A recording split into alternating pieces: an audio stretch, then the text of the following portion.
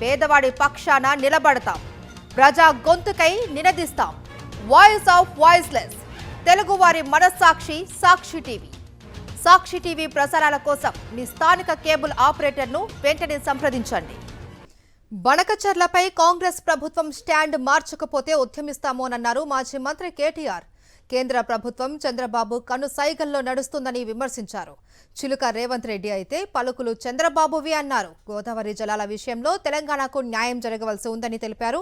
ఎలాంటి అనుమతులు లేకుండానే బనకచర్ల ప్రాజెక్టు కట్టాలి అని చూస్తున్నారని కేటీఆర్ ఆగ్రహం వ్యక్తం చేశారు. హక్కుల గురించి మేము ప్రశ్నిస్తే రెచ్చగొట్టడం అవుతుందా? గోదావరి నీళ్లలో మిగులు జలాల్లో తెలంగాణ వాటా ఎంత? తెలంగాణ ప్రభుత్వం అడిగింది ఎంత? నిన్నటి మీటింగ్ లో కేంద్ర ప్రభుత్వం చెప్పింది ఏంది? ఏది తేలకుండానే 30 రోజుల్లో కమిటీ వేస్తా, కమిటీ రిపోర్ట్ ఇచ్చి తెలంగాణ ప్రాజెక్టులేమో దశాబ్దాల పాటు, ఒకటి కాదు రెండు కాదు, దశాబ్దాల పాటు అంతర్రాష్ట్ర వివాదాల పేరిట ఇంతకుముందు సోదరుడు చెప్పిన ఇచ్చంపల్లి కానీ, దేవాదుల కానీ, ఇంకా తొమ్మిడిహట్టి కానీ, ఇంకోటి కానీ, ఇవన్నీ కూడా అంతర్రాష్ట్ర వివాదాల పేరిట దశాబ్దాలు నలిగినా రేవంత్ రెడ్డి కాంగ్రెస్ కి చీమగుట్టినట్టు అనిపించేది. కానీ చంద్రబాబు అడగంగానే 30 రోజుల్లో రిపోర్ట్ రావాలి, 31వ రోజు గోదావరి జలాలు కింది కురకాలి, పొంగి పొరలాలి, తెలంగాణ మాత్రం ఎండాలి. ఇదా నీతి. అందుకే మేము అంటున్నాం, ఎవడు అబ్బసొత్తని ఇస్తావు నువ్వు గోదావరి జలాల మీద హక్కు? ఎవడు చెప్పిండు నీకు 30 రోజుల కమిటీ ఒప్పుకోమని? ఆ కమిటీ జనరల్ ఏ కమిటీ అయినా, ఆఫీసర్స్ కమిటీ కానీ, ఎక్స్పర్ట్స్ కమిటీ కానీ, it is merely advisory in nature.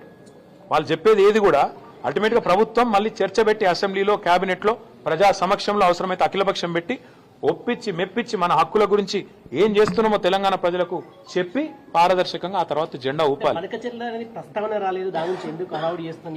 సిగ్గు శరం ఉంటే రేవంత్ రెడ్డికి, ఏమన్నా సిగ్గు ఇజ్జత్ మానం ఉంటే, నిన్న ఏమన్నాడండి ఆంధ్ర ఇరిగేషన్ మినిస్టర్ రామానాయుడు గారు అనుకుంటా ఆయన పేరు, బయటకు వచ్చి ఏం చెప్పిండు?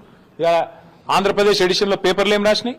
చంద్రబాబు నాయుడు గారు ఏం చెప్పారు? సాక్షి తీయండి, ఈనాడు తీయండి, ఆంధ్రజ్యోతి తీయండి, ఆంధ్ర ఎడిషన్ చూడండి, స్పష్టంగా చెప్పిండు చంద్రబాబు నాయుడు గారు. మీటింగ్ పెట్టిందే బనకచర్ల కోసం. ఎజెండా నెంబర్ 1 బనకచర్ల కాదంటాడా రేవంత్ రెడ్డి? అజెండా ఐటమ్ చూపెట్టమంటారా? ఇప్పుడు నెంబర్ 1 ఐటమే బనకచర్ల. లేదని బుకాయించడం ముఖ్యమంత్రికి తగునా? నిమ్మల రామానాయుడు గారు బయటకు వచ్చి చెప్పినారు, ఆంధ్ర ఇరిగేషన్ మంత్రి గారు, మేము అడిగినాం బనకచర్ల గురించి, రేవంత్ రెడ్డి ఒప్పుకున్నాడు, కమిటీ వేసినాం, 30 రోజులు ఒడిచిపోతుంది, 31వ రోజు మా శిష్యుడే కాబట్టి ఆడిచ్చినట్టు ఆడతాడు, ఆయన జుట్టు మా చేతులుంది, ఓటుకు నోటు కేసు ఇంకా ఉన్నది, కాబట్టి ఏమన్నా చేస్తాం అని ఫుట్బాల్ ఆడుతున్నారు.